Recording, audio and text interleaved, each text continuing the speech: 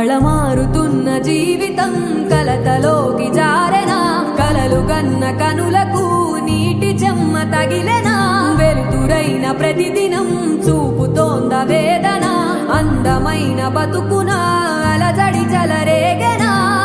ఏమిటి నీ పాపం, ఏమిటి నీ నేరం, చీకటి ముసిరిందే చిటికల్లోనా, తీరదు నీ శోకం.